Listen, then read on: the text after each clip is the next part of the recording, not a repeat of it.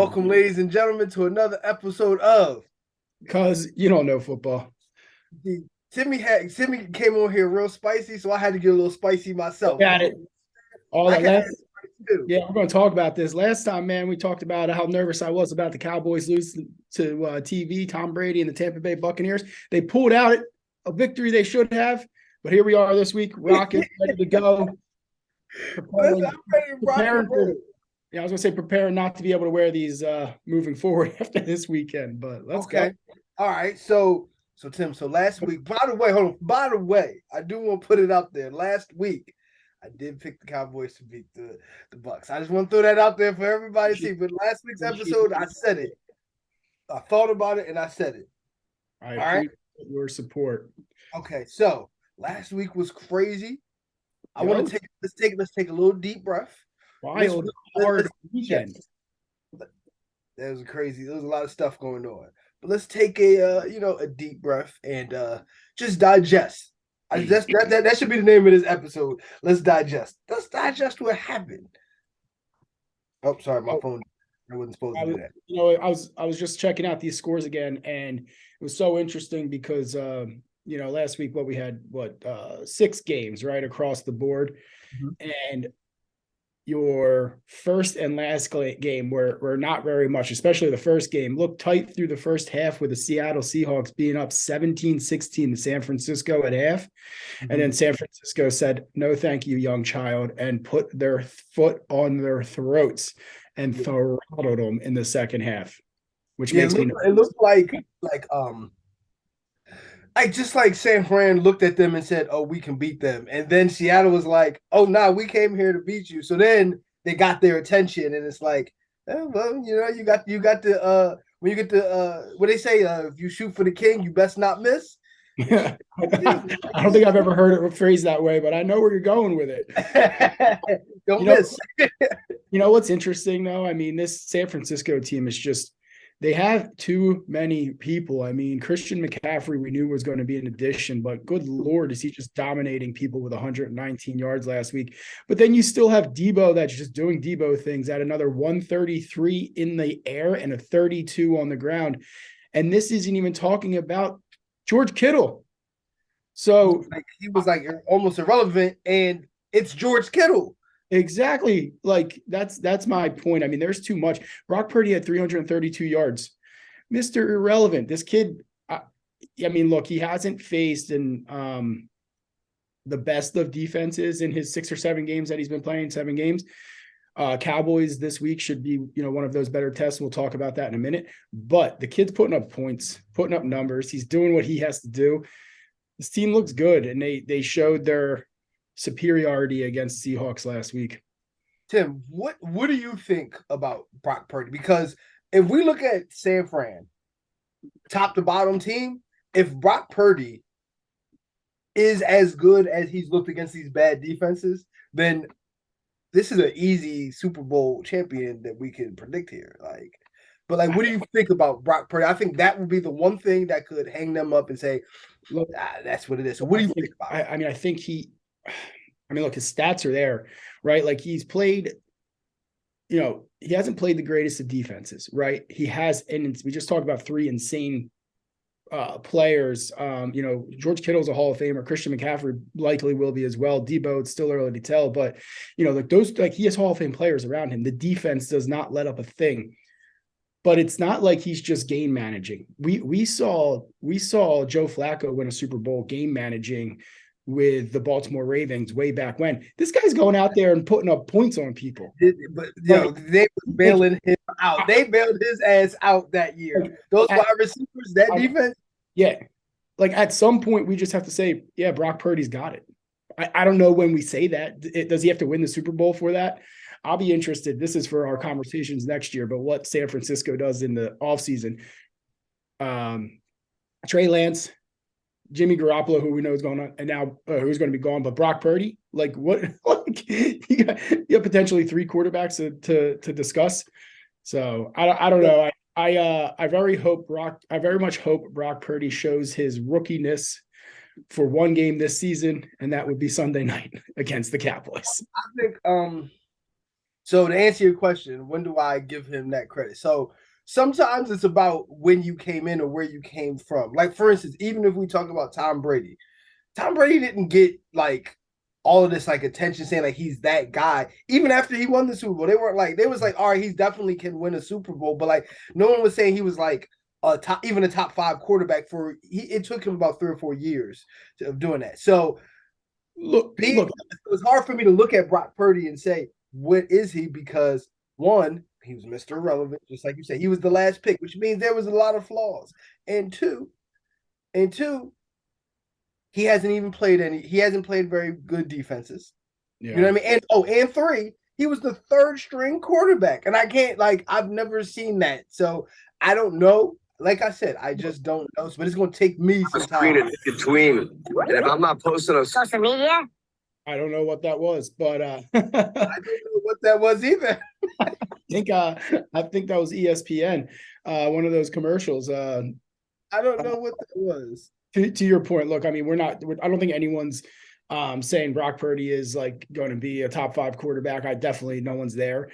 I mean, we saw this with, Nick Foles took the Eagles, won a Super Bowl. We saw this with a couple other, I can't even think of their names right now, but a couple other Patriot quarterbacks that went and got huge contracts after having like one great season. I forget the one dude's name. And Kobe Brissett, and it was Jimmy Garoppolo. Yeah, there's one other one too. I forget their names, but they go and have like 6 games or a great season in a system that works out really well, and then they just falter else. I mean, Nick Foles went to the Jaguars and just looked like a dud. I mean, He ain't good since the Eagles. yeah, I mean, it's so who knows? That could potentially happen. Only San Francisco knows what they have there. But at the moment, I mean, the dude's on a Cinderella run, which would be crazy if they win the Super Bowl. He'll go like 11-0, winning the Super Bowl as Mr. Irrelevant. Like that's some early success. Are you ready for that? I don't know if I'm ready. Not. All right. Well, all right, cool. Well, that game was cool. So moving on to the Chargers going to Jacksonville. Can I go? between. Sorry about that again. That's ESPN's. I pulled up ESPN and there's commercials popping up. So I'm trying to shut that down, but keep going. It's all good. It's all good. So the Chargers. Going back to what I said. Go back to the beginning of the year when I said I don't think they're even going to the playoffs. And what I was basing that off of was my history with looking at the Chargers. And the second that you think that they are something to be reckoned with, that's when they let you down. That's when you lose money on them. That's when they always let you down. When you up 27-0, you've got to close that out. It was a complete collapse, and it was a collapse that very few teams can provide. And I would, if you would have said out of those two teams, the Jacksonville and the Chargers, one of them two teams was up 27-0 and they lost, who would you expect that to be? Yeah, I mean, literally no NFL team, but yeah, I mean, obviously you would think the Jags more so, which was absolutely incredible. Dude, I actually turned the game off. I went upstairs, turned the game off, was watching like a random TV show because they were up so much. And then I flipped it. I just looked at ESPN and saw Jags were down, I think, by 10. And I was like, oh boy, I got to turn this back on. So what's wild to me is I know that, I mean, I'm not big on, I don't know the history of the coaches, but Brandon Staley, right, the Jags coach, like, I feel like this is starting to become repeatable offenses where this team is just collapsing when they should be winning these close games. The Chargers coach. That's what, yeah, the Chargers coach. Yeah, you said the Jags, but excuse me, that's what I meant. So Brandon Staley, the Chargers coach, being repeatable offenses where this team's losing these close games, and doesn't seem like he's on the chopping block at all. Like at some point, Justin Herbert's got to be like, you know why he's not on the chopping block? Because this is what the Chargers do, man. This is what I'm trying to tell you. They do this. Like, you think that they're good and they're better, just as good as anybody. They can beat anybody. And then they'll play a team. You're like, okay, they're going to win this game. They'll be up big, everything. And somehow, this is the history of them. This is their history. Did you see, They might be a cursed franchise. did you see the betting world after that game? Did you see what the one person laid on the Chargers at halftime? No. So someone at halftime bet $1.4 million to win 11,000 on the Chargers money line and lost. Chargers just ruining people's lives. They should send him a check.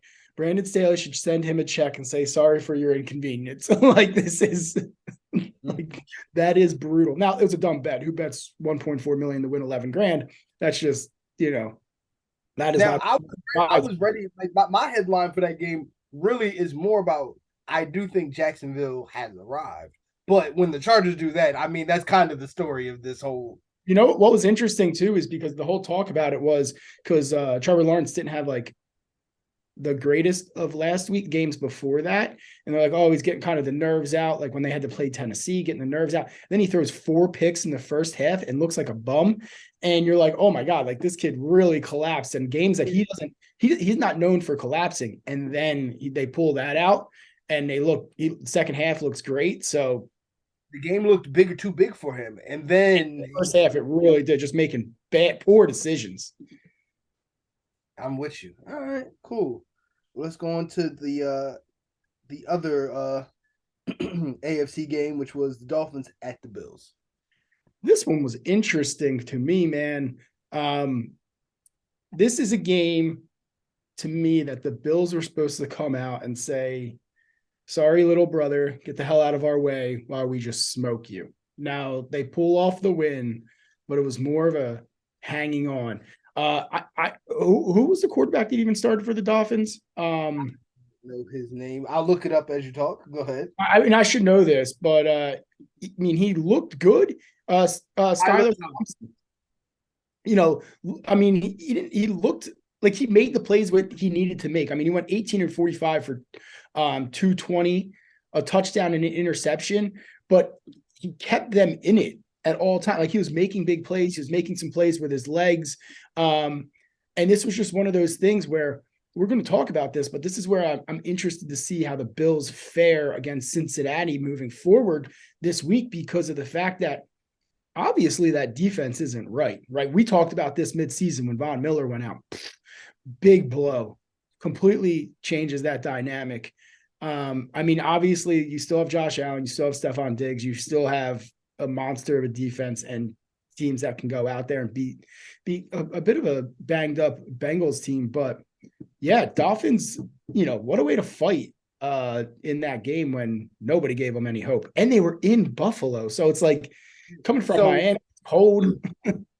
So the one thing that if you was going into this game, you would have said for Miami, what you can't let happen is Miami let that happen, and it still came down to it. Buffalo went up 17-0. If one thing you said you can't be in this situation and be in this game, it would be that. So they went in there and they were down 17-0, and they still came back with Skylar Johnson. Now, you had mentioned the defense not really being right like it was when Von Miller was there. I'm looking at them and I'm saying, yo, something's up with Josh Allen too. He's not all the way right. Like, he's turning the ball over like crazy. Like, he's reverting back to before. Like, I remember like the formula, or what I would look at in terms of Josh Allen week to week, is he's up and down. Like, if he had an up week, that next week he was absolutely positively going to have a down week. Now he's going back to that up and down instead of being consistent like he's like started to look at. So honestly, I'm a little bit disappointed in Buffalo. We'll talk more about them, when we do our this week's predictions, but look, it's a fair statement, right? Josh Allen threw 2 picks. I don't remember the second one, but one of them was just, I think, a underthrow that, defender got there on one of those long bombs. I think there was a couple other like drop balls by the Bills team, but yeah, look, it's the playoffs more than anything are a momentum type like their momentum, right? Like that's what I'm going to find interesting when we talk about the Eagles and the Giants this week. Like, I mean, I think the Eagles are the better team, but the Giants just have this weird vibe to them right now that makes me mad because it's like I need the Cowboys to have that feeling. Like they got this motivation, like we're world beaters, you know?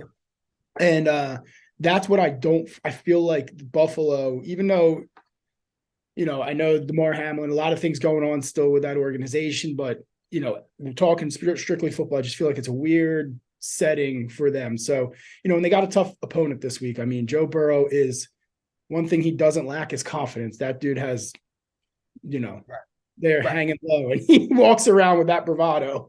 So, all right, cool.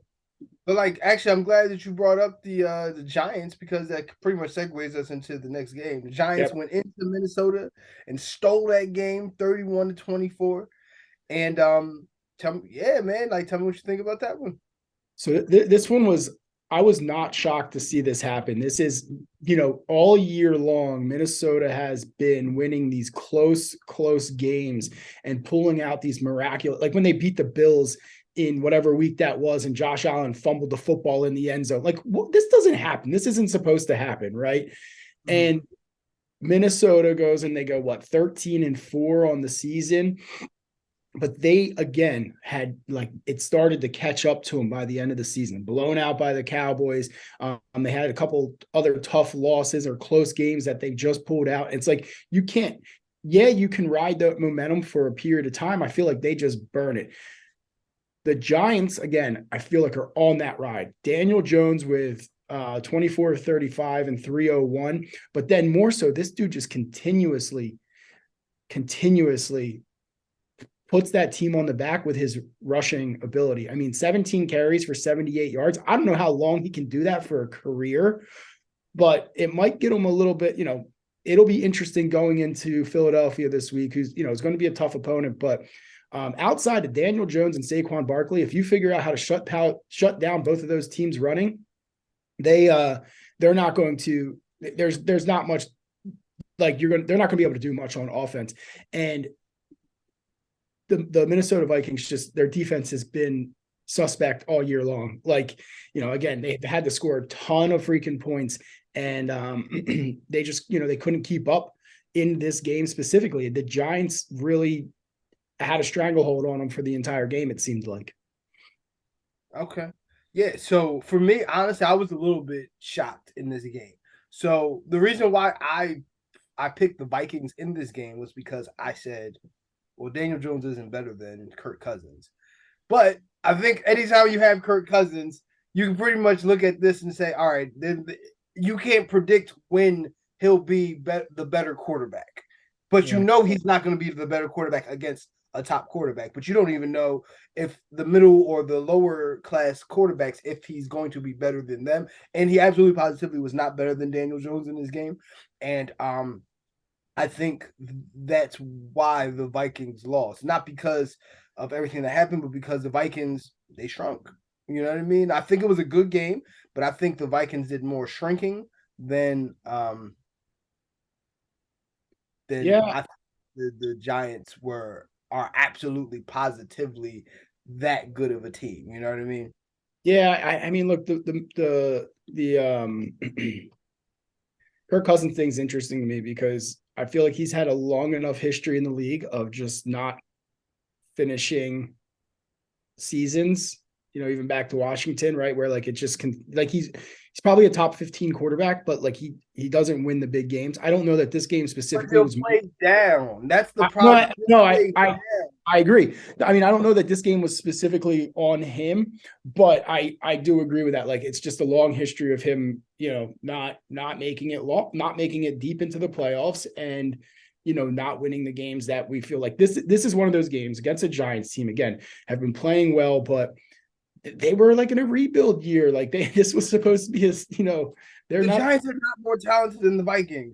they're not. The Giants are not more talented than the Vikings. Well, that's why Daboll is going to be the head coach of the year. Like he's going to be coach of the year because, you know, he got this team to move, which is we'll see. Right. So we got more games we can rush through. Oh man. So the Ravens, and the Bengals. Actually, I thought this was a way better game than I thought it was, and I really did see a point in time where I was like, the Bengals are about to lose this game. I was like, oh man, the Bengals are about to lose this game. But when Tyler Huntley fumbled and they returned it for a touchdown at 14-point swing, 98 I yards. was like, that's the knockout punch because they're not ready to rebound from that. But I do feel as though it sucks for the Bengals because I really like the Bengals. They were one of the teams that I said could win the Super Bowl this year, but they lost 3 offensive linemen this So, hey, week man. on an offensive line that was definitely better than it was last year, but definitely wasn't a stellar offensive line. They just lost 3 people off of that. So I mean, it was a win. This was a costly victory for the Bengals. I'll say that.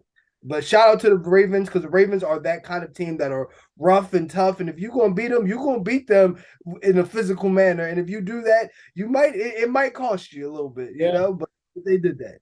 They played them tough. I agree. I would have expected. I mean, we go back to quarterback. You just talked about it with, who's the better quarterback. Obviously, Joe Burrow is better than Huntley.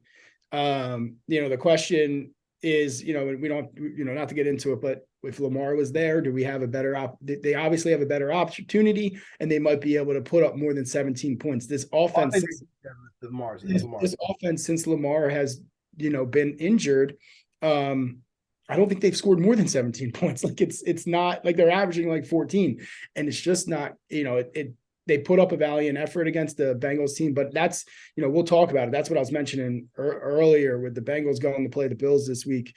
They're a little banged up, and this is one of those, again, where I feel like the Bengals, if they weren't banged up, would be a better team. But we'll see. Here we go again. Joe Burrow on a potential another run in 2 of his 3 years, and the first one he was injured. That's a fact. That is a fact. So yeah, very interesting game. So let's close this or last week's games out. The Dallas Cowboys went into Tampa Bay, took it to them. Look, 31-14. Not much went wrong for them other than their kicker forgetting how to kick. I mean, what was up with that? Like he just what happened? Like what was the problem? The first player in the history of the league to miss 3 straight extra points and then decided to make that record even harder to beat by missing a 4th. So I 4 straight extra points in a game has never been 3, never been done. 4 obviously never done either. Interesting. They signed a kicker. They're going with them again this week, but they signed a kicker, I guess for support or backup. I think it's tough to make a change while you're going into a divisional round of playoffs to bring in someone you've never worked with, but that was pretty wild. Outside that, I mean, Dak looked good. Pollard, Zeke looked good. When you buy 10 tickets on Vivid Seats, you get the 11th ticket. I cannot keep these ESPNs from. I thought I muted it all. This is going to be a rough one. See if it's gonna be a thing today, huh? Get those ones out. Yeah, but they put it to them. Their defense looked great. I mean, this is the game that we wanted to see against what was it, Washington the week before. But if they're going to do it, let's do it against Tampa Bay in Tampa Bay, winning their first road playoff game. This is an amazing stat. Cowboys won their first road playoff game in 30 years. So 30 years. Hey, shout out, big ups to the Cowboys for that, man, because you got to beat things like that. You can't just have things lingering over your head, like that. It's just I'm glad they did it in the fashion they did it. Just like put the stomp down and said, let's go. Like we're here to play. So the one thing that I don't have much to say about it because I did think the Cowboys were going to win. I thought they were the better team. The only thing that I'll say is I liked how. Well, let me say this. At first, when I first was looking at Dak Prescott, he wasn't like in rhythm. It was everything still looked a little bit hard or not fluid. And when he got into that rhythm, and I saw him be fluid, you know what I mean, on the road, in that environment with his guys, I saw him be fluid, and I'm like, that's what that would be the biggest breath of fresh air that I would take if I was the Dallas Cowboys. That he looked fluid and he's found out how to get to that point. Yeah. I agree with you. See if that momentum can move into next week or this weekend. Mm-hmm. All right, cool. All right. Well, if we could jump straight into now we got this week's games. So we can start there. So I guess I'll just go in order of when these games are scheduled. So first up, we got Jaguars going into Kansas City. Yeah, I mean, look, the spread is 9 in Kansas City's favor, in favor of Kansas City right now. This just feels like one of those. You gave Kansas City a week off. Yeah, Jacksonville pulled off a miracle last week against the Chargers, but the Chiefs aren't the Chargers. Way more weapons. Andy Reid is way better of a head coach, like way established. He's prepared for this. I mean, I am sure they went into this week of preparation, or in the last week of preparation, Kansas City, that is, preparing for both teams.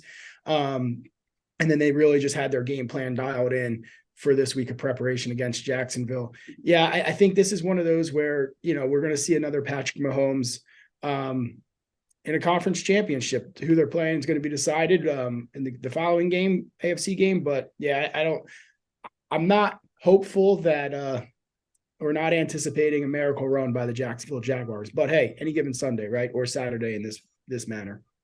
Okay. So, Tim, I'm doing this for a reason. I'm giving off some energy here. I want you to feel this energy. What this energy is? Vibes. Kansas City's taking it. No, the Jacksonville Jaguars are going into Kansas City and they're taking this game. We're going to have to disagree with that one. Listen. Like I said, at the beginning of the year, listen, somebody's got to win and somebody's got to lose. Teams that you think are just going to win, they don't always win. I look at that statistic of how much a quarterback is being paid. Now, at some point, if I'm right about that, Kansas City's going to lose to somebody. Whether it's this week, whether it's next week, whether it's in the Super Bowl, they're going to lose to somebody. And I'm positive Kansas City is not your Super Bowl champion this year. So I actually think, based off of how the team, so take the quarterback. Yes, Patrick Mahomes is the better quarterback. We got to see how good Trevor Lawrence is. But if you look at the rest of the team, offensive line, pretty much a wash. Defensive, like pass rush and stuff like that. If you look up the statistics, Jacksonville has a far better pass rush and a far better defense than the Kansas City Chiefs. And so the only question for me is, and what I think they really have to lean on, Jacksonville has to lean on that running game a lot more and be able to run the ball. Now, I think Travis Etienne is a very good running back. And I think if they lean on that, I think the score can come down and that defense you can minimize Trevor Lawrence's mistakes, and that defense you can put it more on that defense. And I think that's the formula here. And I think that's what they're going with. And I'm taking Jacksonville. Wow, you are can't say you're more wrong on that one. I mean, as far as your statement about Kansas City losing one of the games this year, their next 3 games this year, if they make it to the conference championship in the Super Bowl, I can get behind that depending on who they're playing in next week's game or potentially the Super Bowl. However, Jacksonville is not the ones to do it. I think Trevor Lawrence is probably 2 more years away from being that guy where we're like, he's going to be that guy. He's going to be one of these young guys that comes in, takes over the league for the next 10 years. And we're talking about him, and as we've been Patrick Mahomes and Josh Allen and all them, but Lawrence Lawrence is going to be able to, he's going to be that guy. I don't know if this Jacksonville team, look, they gave up 30 points to the Chargers and had to come back on a miraculous win. Like, if they're down that against Kansas City, just expect 60 to be scored by Kansas City. Like, that game is over. I ain't wearing shades for nothing, Tim. I ain't wearing shades for nothing. All right, come on, let's roll to the next game because we got about 10 minutes left. Oh yeah, we can get going. All right, so Eagles Giants. Man. So, I mean, my brain is telling me that the Eagles win this game. They've been the better team all year long.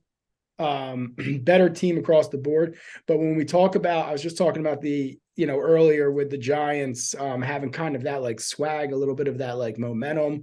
This is one of those where it feels like they're on the up and the Eagles have been kind of falling. They lost three straight games, 2 straight games to end the season. Had to bring Jalen Hurts back from an injury on the last game, which they won, against the Giants pretty convincingly, but the Giants weren't playing anyone. They sat down. There's a lot going on here.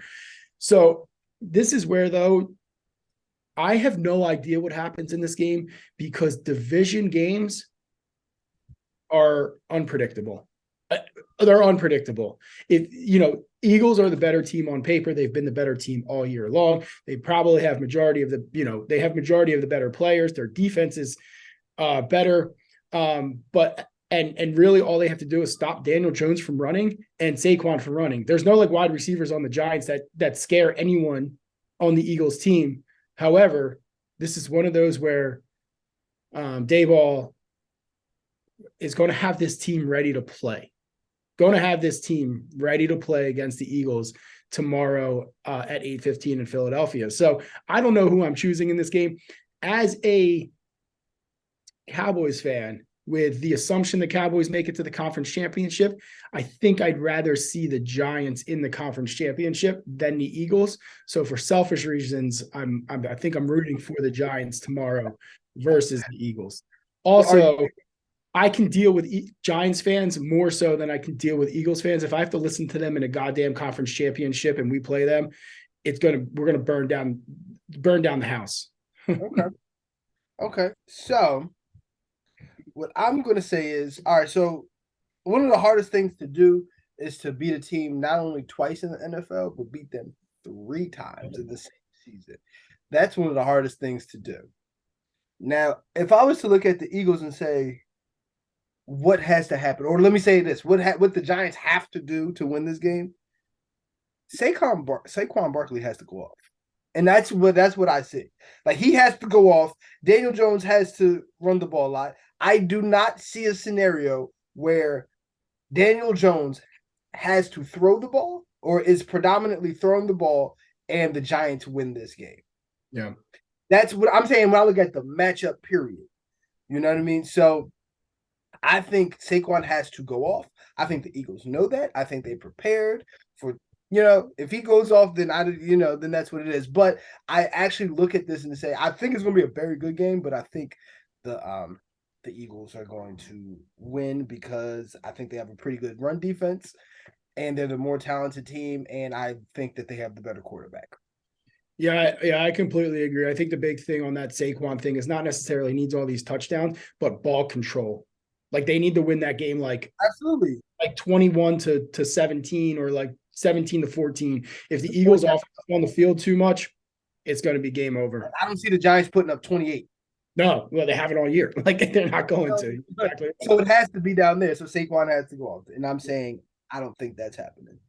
All right. So moving on to the next game, Bengals-Bills. Yeah, I think we can briefly touch on this. I mean, we talked about both these teams, juggernauts. Both their quarterbacks are there. This is going to be, an interesting one. We only got 6 minutes of the last time they played each other because of the injury to Damar Hamlin. We're going to find out which team is prepared. I am not too sure here either. I think Buffalo wins this at home because of the fact that I think they're still more of a complete team. And I think with some of the injuries we just talked about to the offensive line and Joe Burrow's offensive line, I think they're going to have a little bit of trouble there. But I don't know, man. Joe Burrow he smokes cigars going into a game. He probably does it on the sidelines as well because he just has this bravado, like he is the next best thing. And he's proving it time and time again. So he might just go in there and drop, 42 on the Bills and make them look like children. But I think with the home field advantage, the Bills continue to run that, as the favorite moving into the AFC Championship. Yeah, I said like it's those three offensive linemen for me being out for the Bengals. That's really what this is. So like what that means is so Buffalo's pass rush has not been the same since Von Miller's been out. And with three offensive linemen not being there, I'm looking at that and saying, well, that's not going to matter. You know, they can look good against backups. You know, it's against starters, which they don't really look as good. But I think, but like I would actually say, like going into this and going into next year, I would say that Joe Burrow for me has shown to be better and more consistent than Josh Allen. Maybe not the actual just peak of the top of what both of them can do, but when Joe Burrow has consistently been better than Josh Allen and sometimes what he is. Right. And but yeah, just with those three offensive linemen out, I don't love it. I'm picking the Bills. All right. I know we're wrapping up here on time, so we'll hit the last one here. I'm just going to give you my thoughts real quick. I have no faith in the Cowboys. Not one bit. I'm gonna hope and pray, and I'm gonna drink my face off either way. But I cannot promise you anything. This San Francisco 49ers team just are juggernauts.